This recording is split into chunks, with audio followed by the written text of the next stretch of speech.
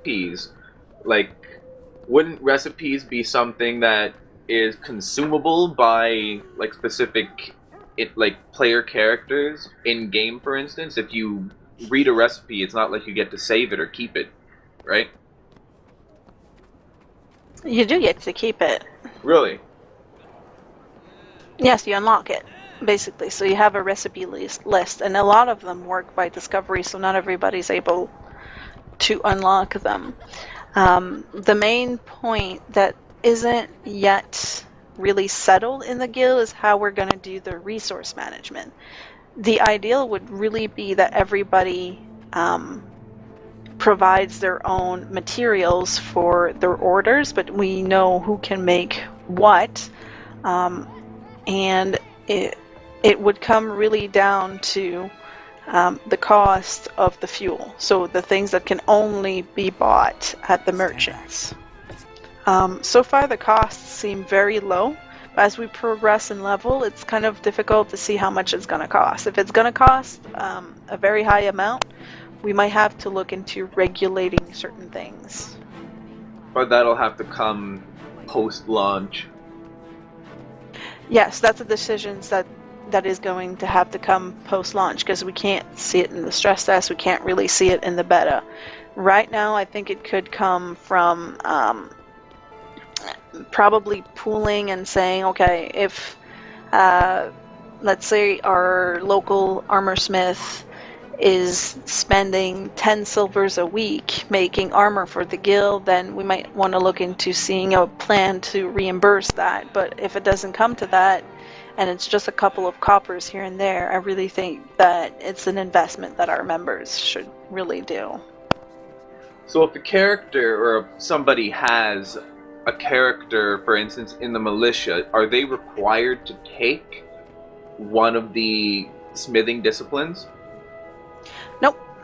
This is really a voluntary. Your character, if in his personality, the character that the player has created is a smith in nature, it's something that he does either as a hobby or it's his main role, then they register them as a smith or engineer type of thing. But it's not an obligation to do a crafting. If you have a trade that you want to do only off character, then you don't have to invest them in there in that aspect.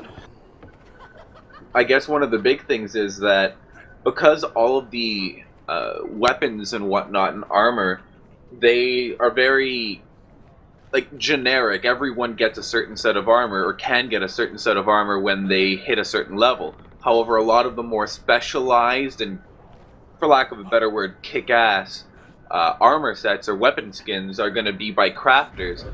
Are crafters, although it's by a voluntary basis, are they expected to keep their crafting ability up to snuff? Like, should they be required to level their crafting so that we have access to those skins and armors?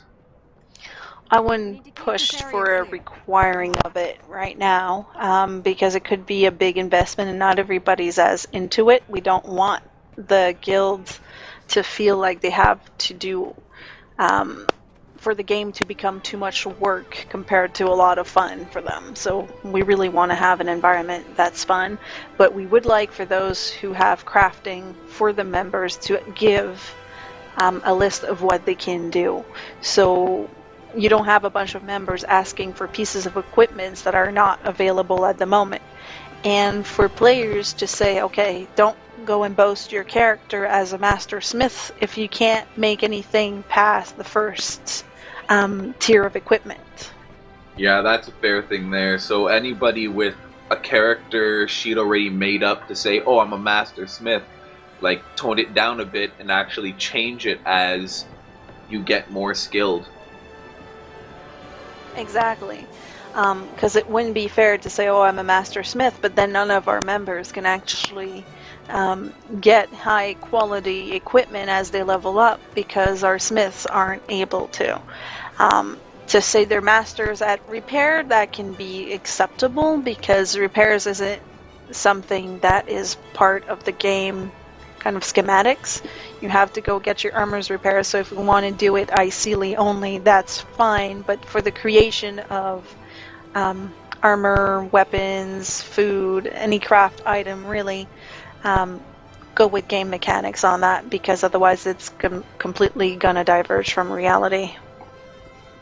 Just as a quick aside for people, what would qualify somebody as a master smith in real life is that they go and apply for the position with a masterpiece, as it was called in the time. So I'm not saying you go and apply for the position, but the moment you can make a master weapon or a master anything of your discipline, I think you can